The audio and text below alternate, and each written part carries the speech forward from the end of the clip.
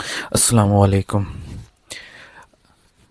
آج جس کہانی پہ ہم بات کرنا چاہتے ہیں وہ پیادہ اور سوار ہے۔ ایک تھا بزار، وہ دیہات میں کپڑا بیچا کرتا تھا۔ وہ ایک مقررہ مدت کے اندر ایک بار شہر سے کپڑے کے قسم تھان خریدتا اور ارد گرد کے دیہات میں لے جاتا اور انہیں بیچ کر دوبارہ شہر آ جاتا۔ ایک روز یہ خوردہ فروش ایک گاؤں سے دوسرے گاؤں جا رہا تھا کہ جو کچھ میل کے فاصلے پر تھا۔ جب وہ آبادی سے نکل کر صحرا میں پہنچا تو اس کی مٹ بھیڑ ایک گھوڑے سوار سے ہوئی جو آہستہ آہستہ اپنا سفر طے کر رہا تھا۔ بزاز نے کپڑے کا بگیچہ کندھے پر اٹھا رکھا تھا، وہ بہت تھک چکا تھا۔ جب اس نے دیکھا کہ گھوڑا سوار بھی آہستہ آہستہ جا رہا ہے تو اس نے سوچا کہ اس کی ہمراہی ممکن ہے۔ اس نے سوار سے مخاطب ہو کر کہا، عزیزم، میں بہت تھک گیا ہوں، یہ بوجھ بھی بہت بھاری ہے۔ اب جب کہ ہم ایک ہی راستے کے مسافر ہیں، اگر ممکن ہو تو میرے بگیچے کو گھنٹے کے لیے اپنے سامنے گھوڑے کی پشت پر رکھ لے تاکہ میری تھکن دور ہو جائے۔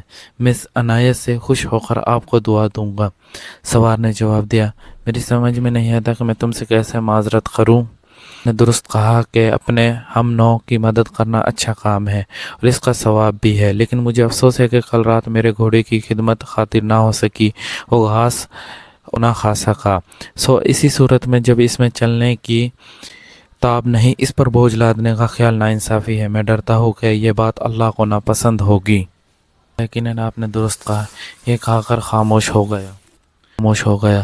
ابھی کپڑے اور سوار تھوڑی آگے بڑھے ہوں گے کہ اچانک ایک خاردار جھاڑی سے ایک خرگوش تیزی سے نکلا اور دوڑنے لگا۔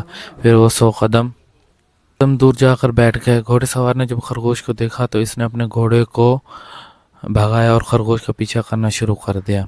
خرگوش نے دوبارہ بھاگنا شروع کر دیا۔ ابھی گھوڑا سوار اس کے پیچھے ہی تھا اور خرگوش آگے تھا۔